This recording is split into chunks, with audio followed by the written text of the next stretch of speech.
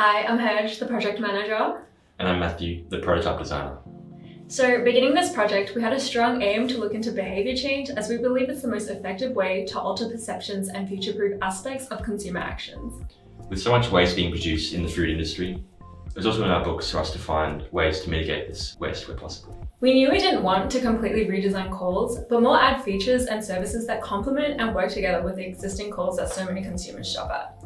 Keeping everything within the same frame of realism, of course we wanted our proposal to be achievable by Cole's zero emission timeline.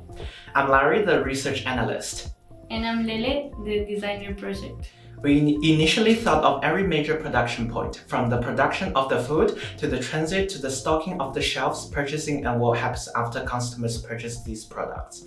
And then we said that's too big of a scope, so we narrowed it down to in-store purchasing and post-purchasing.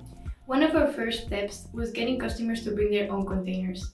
Of course, there will always be customers who forget, so we proposed a collapsible container just so we knew we didn't need to make containers of different sizes as options to use when one can suit it all.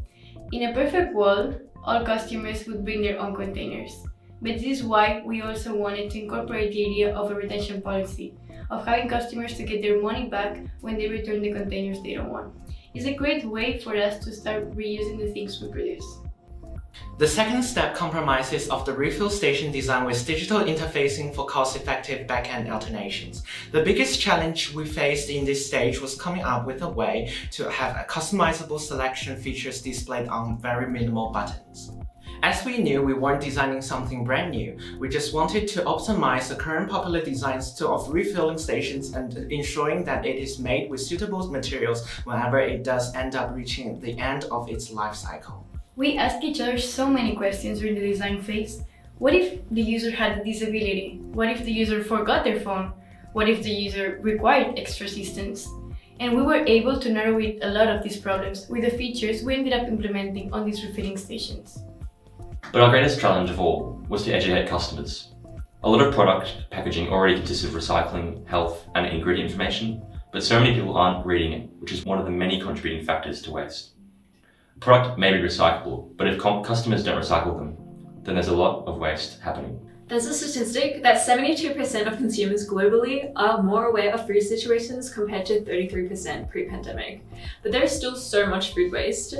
When we were initially tackling the problem, we almost immediately said that we wanted to capitalize on Coles' existing flyby system since it was already so well known to so many customers. So by incorporating incentives for customers to use flybys, we were able to design a whole lot more features that came with flybys that links into Coles Online. It's pretty obvious that we're moving into a very digitally driven era, where it's almost impossible not to have an online profile. We intend our design to attract customers to sign up and have a Coles Online profile. From there, it's easy to retain shopping information whenever a customer does scan their flybys card. So we came up with concepts that assisted customers in mitigating this waste by incorporating ways that they can use up leftover food in the fridge. Also, information available in the palm of your hand. Approval ways to discard your products. And meal planning services. With all that being said, And weeks of planning and designing. We aim to fulfill Coles' Together to Zero by 2050, and we bring to you WasteWise!